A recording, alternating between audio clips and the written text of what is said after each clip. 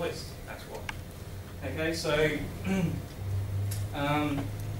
yeah. So for those of you who are in the camp and I've heard of these things and I don't quite know what they do and how they work, you've probably come across a number of explanations out there. Here's one of them, Carl Gibbard's fold diagrams. And the beauty of this diagram is it's really accurate, and if you already understand fold right, then this is a beautiful picture. But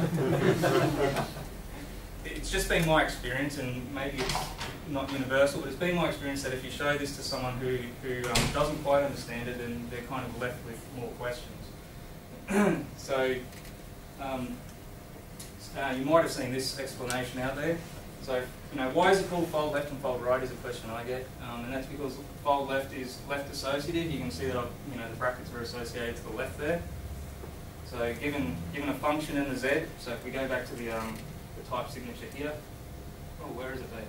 So the f and the z will fold left on that list to produce the value b, and what it does, it'll apply f. For the list A, B, C, it'll apply fa to the beginning value z. And then it'll apply f to that, and then b, and then f to that, and then c. That's fold left associative. And for fold right does, well, that. Okay, so that's another explanation that I see. You might have seen it yourself as you try and stumble through these forests. So, but when at least again my experience, when I show these kind of explanations to people, is I get these questions. You might have these questions yourself. How do I begin?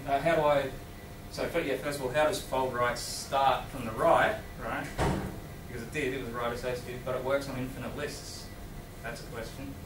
You might have had that question.